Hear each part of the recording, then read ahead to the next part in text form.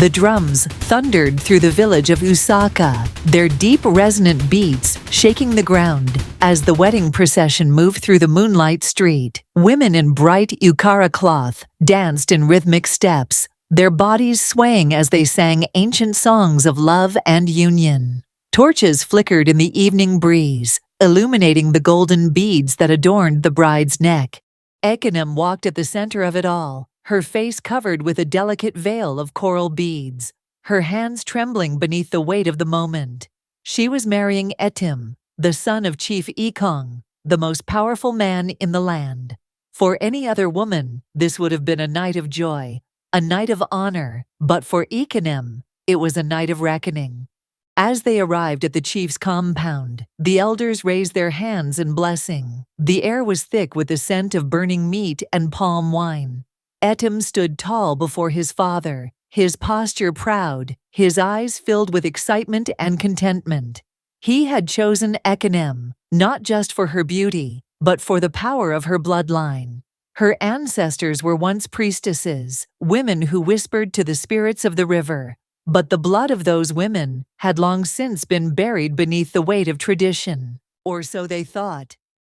As the final prayers were said, a sudden gust of wind howled through the compound, strong enough to extinguish the torches. Gasps echoed in the darkness, and for a moment, only the sound of the restless sea could be heard in the distance. The elders exchanged wary glances, a sign, a warning, but no one spoke of it. That night, as Ndem entered her new home, she could feel the air shift. Ndem sat beside her, watching her with expectation, but she could not shake the feeling of unseen eyes upon her. Somewhere, beyond the reach of mortal senses, something had awakened. Days passed, and the whispers began. It started when Ndem's prized canoe splintered in two as he pushed it into the river. The waters, usually calm in the early mornings, swirled with unnatural rage, forcing the villagers to retreat from the shore.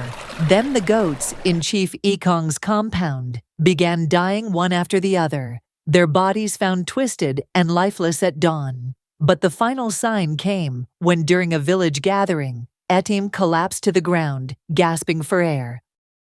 The elders murmured amongst themselves. The women cast wary glances, and Ima, Ndem's sister, the one who had always resented Ndem, stepped forward with a knowing smirk. The bride has brought a curse upon this house.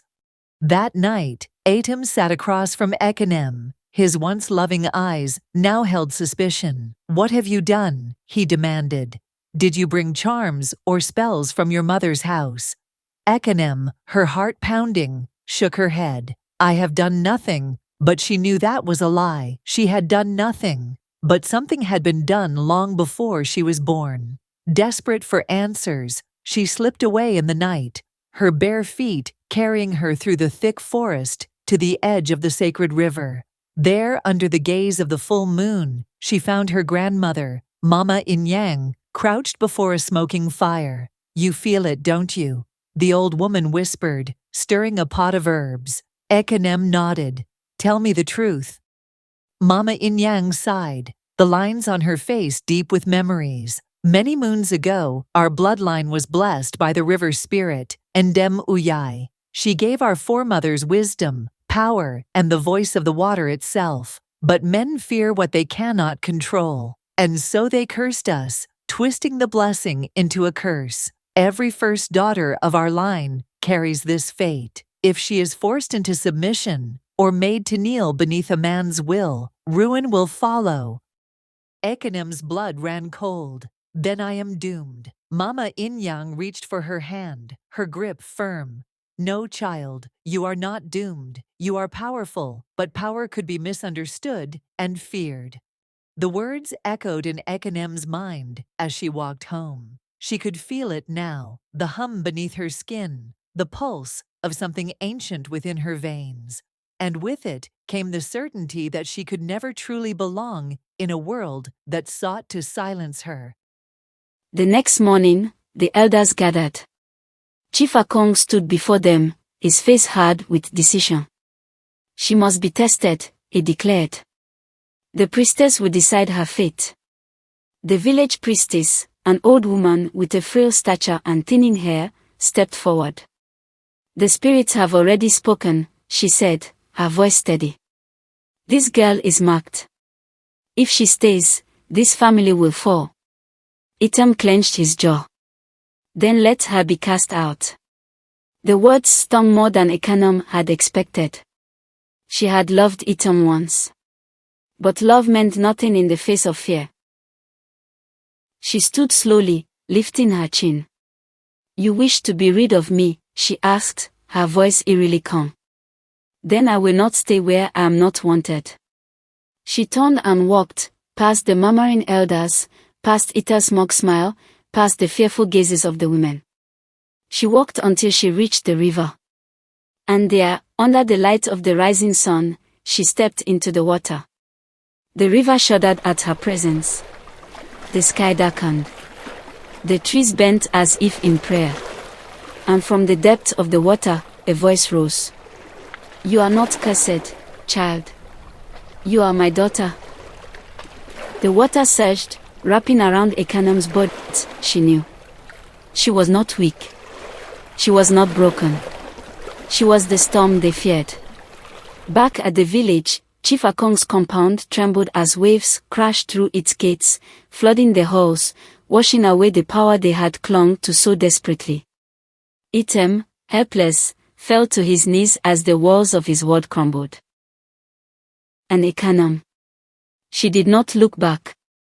She walked forward, toward a future she would carve for herself. But as she disappeared into the mist, a voice whispered in the wind, soft, but laced with warning. "She may have won today, but she is still a woman. And the world does not let women remain powerful for long." The story was not over.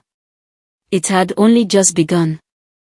Moral of the story: power should not be feared, but understood. Ekanom's story teaches that true power is not something to be suppressed, especially when it is inherited from one's ancestors.